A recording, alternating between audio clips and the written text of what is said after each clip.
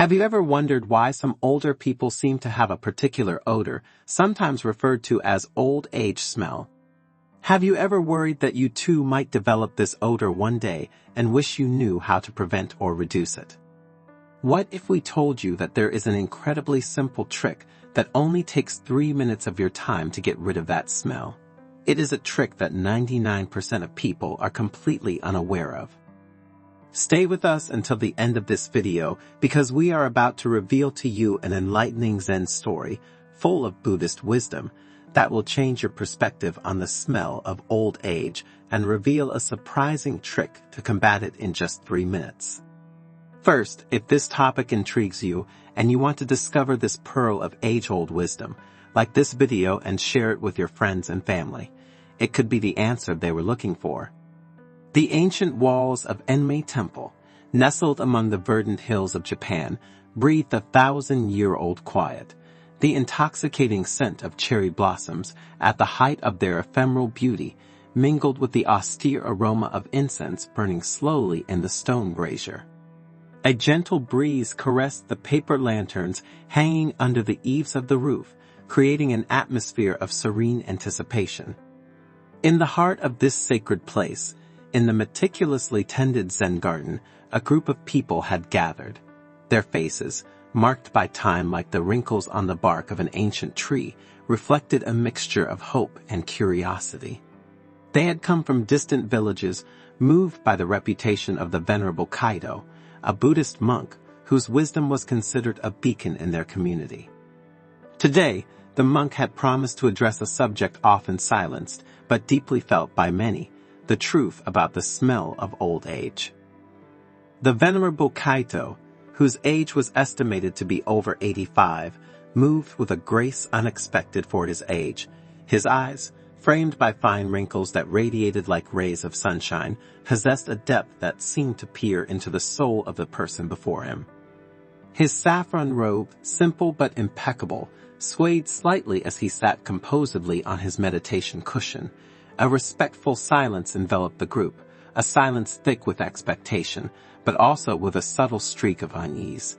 They knew that the subject was delicate, intimate, and touched on a vulnerability common to all elders, the awareness of a change in their body odor. In a calm, even voice that seemed to be modulated by the sound of the wind in the bamboo, the Venerable Kaito broke the silence. Friends, today we gather to contemplate an aspect of life that is often relegated to the shadows, a subject that arouses embarrassment and sometimes even isolation. I am speaking of that particular odor that nature seems to impose with the advancement of years. Many simply define it as the smell of old age, and too often it is hastily associated with negligence in personal hygiene. A low whisper ran through the assembly. A few nodded wistfully, perhaps thinking back to an inadvertent comment from a grandchild or their own discomfort at the smell. An elderly lady, her gnarled hands clasped in her lap, let out a barely audible sigh. She had come a long way, hoping to find an answer to what she felt was an intimate struggle. Over the course of my many years, Venerable Kaito continued, his benevolent gaze roaming over the faces of those present. I have had the privilege of accompanying countless elders on their journey. I have listened to their stories, their radiant joys and their silent sufferings, and a recurring concern, a subtle shadow that I have sensed in many of them, concerns precisely this change in body odor that seems to accompany their age. He paused for a moment, allowing his words to sink in. The common belief is that the solution lies in long, tiring sessions of cleaning, in complicated bathing routines, in the liberal use of scented soaps and expensive lotions. But I tell you, with the serenity that comes from Buddhist wisdom and a contemplative life, that the truth is surprisingly simple, and for that reason, often ignored. A gray-haired man, leaning on a carved wooden staff, took courage and spoke in a trembling but determined voice. Venerable, I try very hard. I wash myself carefully every day. I use the best soaps I can find, but despite this sometimes I still perceive that smell. It is a frustrating and embarrassing feeling, especially when my grandchildren visit. My daughter, with her usual delicacy, made me understand that sometimes there are some bad smells in the house. His voice cracked slightly, revealing the deep suffering that this situation caused him. Venerable Kaito gave him a warm and understanding smile. Dear friend, your sincerity is a precious gift. You are not alone in this experience. Many elderly people find themselves in the same situation as you. Popular belief is that the smell of old age is inevitably linked to poor personal hygiene, but the reality is that the causes are often deeper and less obvious. The monk rose slowly, his figure slight but still erect, and approached the edge of the garden, where a small stream meandered between mossy rocks. Look at this stream, he said, indicating the crystalline water that flowed with a gentle murmur. The water is pure and clear because it is in constant motion. There is a continuous exchange. But if the water stops, if it stagnates in a puddle, then algae, impurities, and bad odors inevitably appear. He turned back to the group, his penetrating gaze seeming to read their hearts. Our bodies are somewhat similar to this stream. As we age, our metabolism slows, and certain toxins can build up more easily. Also, the skin of older people tends to become thinner, more fragile, and less elastic, and its natural defenses can weaken. So, Venerable, asked a woman with silver hair braided into a long braid, her voice filled with sincere concern, what can we actually do? How can we achieve a real reduction in the odor of the elderly? Is there really a way to counteract this phenomenon? The monk smiled again, a smile that lit up his wrinkled face and conveyed a deep serenity. Yes, there is a way, and it is a surprisingly simple way that takes very little time and that most people, caught up in the frenzy of modern life, tend to ignore or underestimate. The silence in the garden became almost palpable. Every gaze was fixed on the Venerable Kaito, every breath held in anticipation of the revelation. The secret, said the monk, lowering his voice slightly, as if confiding a precious treasure, lies in the 3-minute shower, but done with awareness and in the correct way. A wave of surprise spread among the onlookers. A 3-minute shower? It seemed an almost paradoxical statement, too banal a solution to such a complex and often disabling problem. Venerable Kaito, sensing their disbelief, patiently explained, it is not a quick run under the water done in a hurry. It is a moment of attention, a short but intense care of one's body, focusing on the specific areas where bacteria tend to accumulate and generate body odor. With a slow and precise gesture, he indicated some parts of the body. The armpits, the groin, the feet.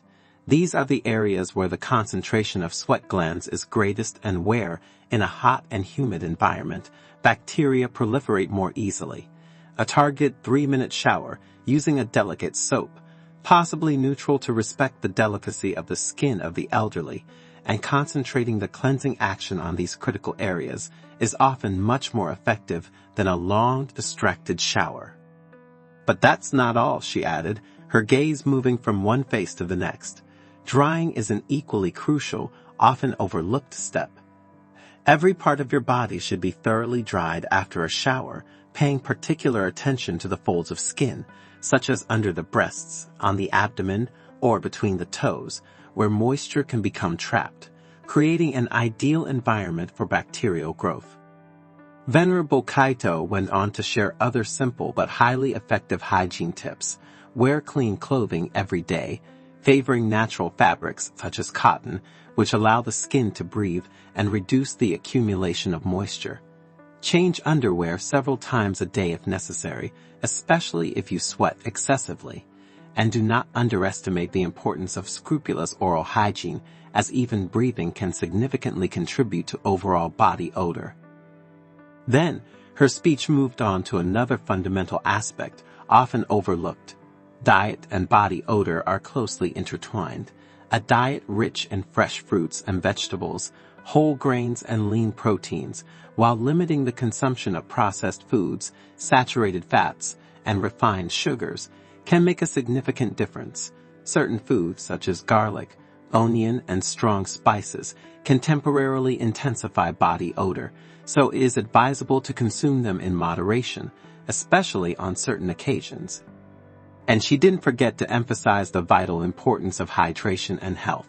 Drinking enough water throughout the day is essential to help the body eliminate toxins and keep the skin hydrated and elastic.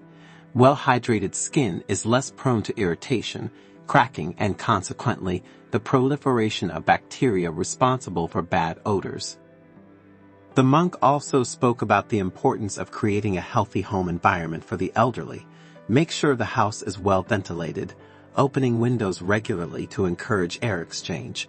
Change bed linen frequently, washing them at appropriate temperatures to eliminate bacteria and residues.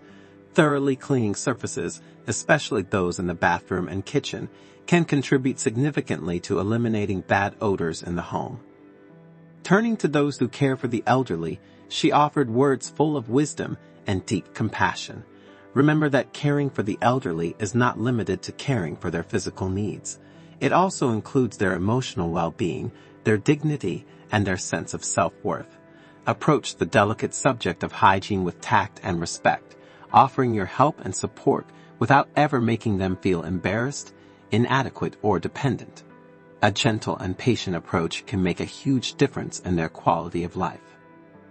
Finally, Venerable Kaido concluded his Zen story with a reflection that went beyond the purely practical aspects.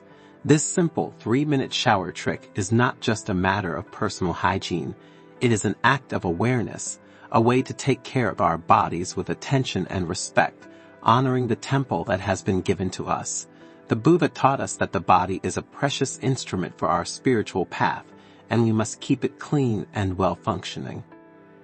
But true cleanliness, he continued, his voice ringing with deep wisdom, is not just external.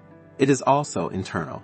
Cultivating positive thoughts, freeing ourselves from negative emotions such as anger, envy, and resentment, purifies our mind and soul, and this inevitably reflects on our body and our body odor. Inner peace also manifests itself externally. The words of the Venerable Kaito spread through the garden like a soothing balm, touching the deepest chords of the souls of those present. They had heard not only simple and practical advice for hygiene, but a real-life lesson, a precious teaching on health in old age that transcended the mere elimination of an unpleasant odor. They had understood that taking care of one's body, even through a simple gesture like a 3-minute shower done with awareness, is an act of profound love towards oneself and respect towards others.